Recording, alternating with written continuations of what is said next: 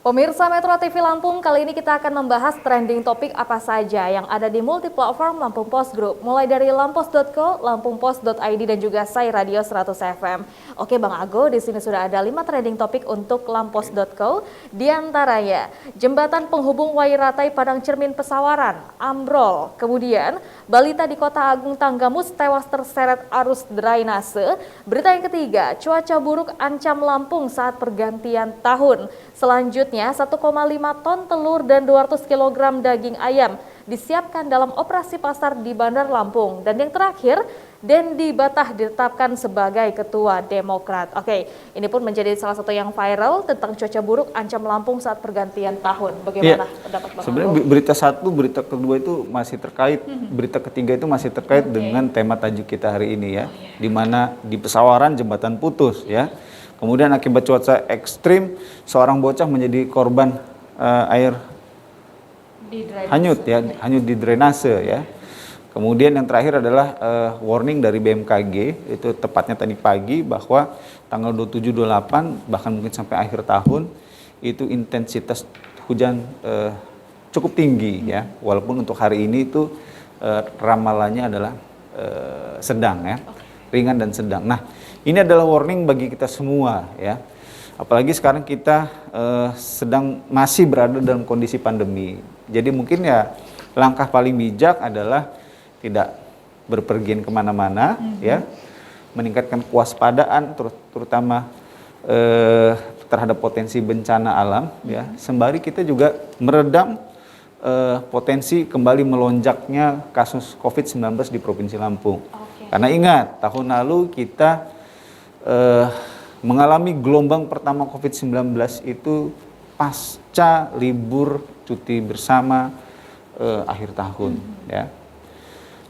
Di mana di bulan Desember, Januari itu kasus mulai melonjak dan puncaknya di bulan Februari. Tentunya kita harus mewaspadai adanya gelombang ketiga ya. Betul. Bang Ago ya. Baik, kita akan beralih kali ini untuk lampungpost.id. 5 trending topik diantaranya Gus Yahya bangkitkan semangat Gus Dur. Selanjutnya tingkatkan siaga bencana. Berita yang ketiga, Timnas Indonesia bersiap untuk final Piala AFF. Berita yang keempat, tukang parkir yang gigih antar sang putra jadi polisi. Dan yang terakhir, rayakan Natal berbagi kasih di Pulau Tegal. Oke, ini ada tentang sebuah agenda cukup besar di akhir tahun, Muktamar NU yang akhirnya menghadirkan Gus Yahya. Ya, Lampung Post mengangkat sebagai berita kaki ya di edisi Senin 27 Desember 2021, di mana kita angkat judulnya adalah Gus Yahya membangkitkan semangat Gus Dur.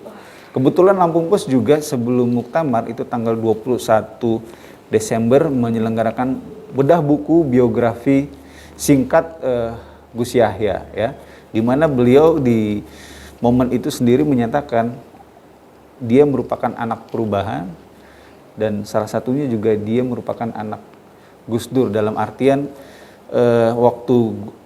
ketika Gus Dur masih ada, dia termasuk anak-anak muda yang terinspirasi dan dipenuhi semangat Gus Dur. Ya, makanya ketika beliau terpilih menjadi Ketua Umum PBNU, salah satu komitmennya adalah menggelorakan kembali apa yang menjadi visi, misi, nilai-nilai perjuangan yang digaungkan oleh Kiai Haji Abdurrahman Wahid atau yang biasa kita kenal oleh kita semua itu Gus Dur. Oke, tentunya kita juga memberikan harapan yang cukup baik ya untuk Gus Yahya, tentunya agar Indonesia menjadi lebih baik tentunya dengan kekuatan dari. Bahkan harapannya tidak hanya Indonesia, karena NU ini memasuki abad kedua, di ujung penghabat usianya itu di ujung penghabat pertama dan masuk ke abad kedua ya. NU itu tidak hanya bisa mewarnai Indonesia tetapi mewarnai dunia. Wow, luar biasa sekali. Tentunya kiprah dari beliau ya. Kita tunggu sekali kontribusi positif dan tentunya hal yang baik untuk Indonesia. Terlebih kita menyongsong tahun 2022. Baik, Bang Agu, kita beralih kali ini untuk trending topik dari Radio Sai 100 FM tentang entertainment dan juga gaya hidup anak muda. Di antaranya, cetak rekor Justin Bieber jadi artis pertama yang capai 90 juta pendengar bulanan Spotify. Selanjutnya, di Remix Peru milik Fireboy DML, Ed Sheeran bernyanyi pakai bahasa Yoruba. Selanjutnya di berita ketiga, usai tertunda pandemi, KKN di Desa Penari rilis 24 Februari 2022. Berita yang keempat, VBTS rayakan Natal dengan merilis lagu baru Christmas Tree. Dan yang terakhir, SM Entertainment bentuk girl group baru, menggait BoA hingga aespa. Wow, ini dari dunia tentunya perfilman kembali hidup lagi, dan salah satu film yang dinanti karena sudah cukup lama ditunda yaitu KKN di Desa Penari akhirnya merilis tanggal resminya yaitu 24 Februari, Bang. Kenapa film ini ditunggu ya? Karena memang sudah terjeda hampir 2 tahun ya. Awalnya mau dirilis itu tahun 2020, kemudian karena COVID-19 itu diundur lagi menjadi tahun 2022. Sedangkan ceritanya sendiri cukup kontroversi, cukup menarik. Karena apa? Berdasarkan kisah nyata yang viral ya di sosial media, di mana sekelompok mahasiswa itu menyelenggarakan kuliah kerja nyata di salah satu desa di Jawa Timur, di mana desa itu dalam tidak disebutkan jelasnya, tetapi disebut sebagai desa penari karena ada penunggunya. Penunggunya itu adalah sang penari itu sendiri, dan dalam kisahnya ini mengakibatkan 2 orang mahasiswa yang KKN di sana itu tewas. Ya. Dengan kejadian yang tidak bisa diterima akal sehat sebenarnya. Ya, yang masih kita tunggu ini adalah versi mana yang mau diangkat. Karena ada 2 versi yang di-upload oleh penulis anonimnya ya.